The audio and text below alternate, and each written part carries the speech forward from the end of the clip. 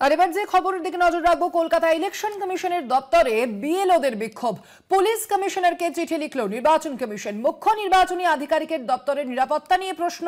নিরাপত্তা ভেঙে কিভাবে বিএলওরা ভিতরে ঢুকলেন সেই প্রশ্নই উঠছে। কলকাতা পুলিশ কমিশনারের কাছে চিঠি লিখে তা জানতে চাওয়া হলো নির্বাচন কমিশনের তরফ থেকে। 48 ঘন্টার মধ্যে বিষয় রিপোর্ট জমা করতে বলেছে নির্বাচন কমিশন। কলকাতা ইলেকশন কমিশনের দপ্তরে বিএলওদের বিক্ষোভ। পুলিশ কমিশনারকে চিঠি লিখলো এবার নির্বাচন কমিশন। পুলিশ কমিশনারের কাছে এবার নির্বাচন কমিশনের পক্ষ থেকে চিঠি পাঠানো হলো। নিরাপত্তা ভেঙে কিভাবে বুথ লেভেল আধিকারিকরা তারা ভিতরে ঢুকলেন সেই প্রশ্ন করা হয়েছে এখানে। কলকাতা পুলিশ কমিশনারের কাছে চিঠি লিখে জানতে চাইল নির্বাচন কমিশন। পুলিশ কমিশনারের কাছে বিষয়ে চিঠি লিখে জানতে চেয়েছে নির্বাচন কমিশন এবং একই সঙ্গে 48 ঘন্টার মধ্যে রিপোর্ট জমা দিতে বলা হয়েছে নির্বাচন কমিশনের তরফ থেকে। কমিশনের দপ্তরের নিরাপত্তা সুনিশ্চিত করতে নির্দেশ দেওয়া হয়েছে। কমিশনের দপ্তরের নিরাপত্তা সুনিশ্চিত করতেও নির্দেশ দেওয়া হয়েছে। একই সঙ্গে নিরাপত্তা ভেঙে কিভাবে বুথ লেভেল আধিকারিকরা সেখানে প্রবেশ করলেন সেই প্রশ্নই তুলেছে নির্বাচন কমিশন।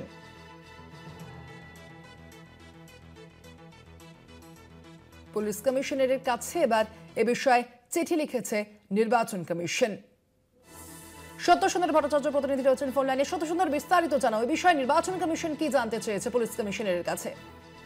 দেখো, রাজ্যের মুখ্য নির্বাচনী আধিকারিকের দপ্তরের যে নিরাপত্তা, পর্যাপ্ত নিরাপত্তার লক্ষ্যে আরো বেশি করে পুলিশ মোতায়েন করতে হবে, এমনটাই কিন্তু নির্দেশ দিয়েছে জাতীয় নির্বাচন কমিশন। এবং সেই লক্ষ্যে কলকাতার পুলিশ কমিশনার মনোজ ভার্মাকে একটি চিঠি দেওয়া হয়েছে জাতীয় নির্বাচন কমিশনের তরফে।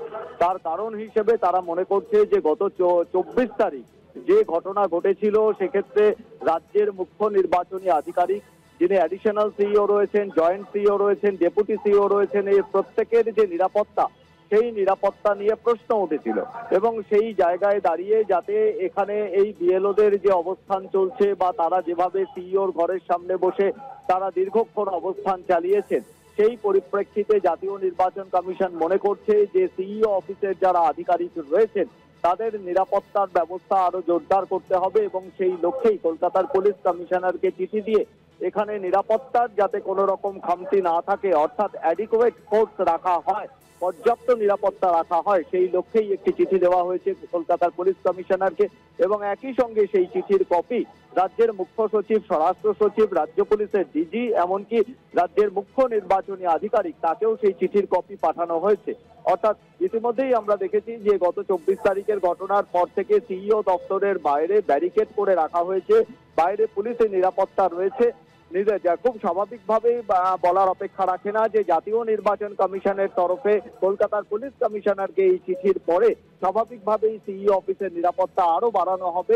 ইতিমধ্যেই পর্যাপ্ত পুলিশ এখানে রয়েছে যাতে কোনোভাবেই নিরাপত্তার কোনো খামতি না থাকে, সেই লক্ষ্যেই কিন্তু এই চিঠি দেওয়া হয়েছে বলে নির্বাচন কমিশন সূত্রে খবর। ধন্যবাদ সত্যসুন্দর।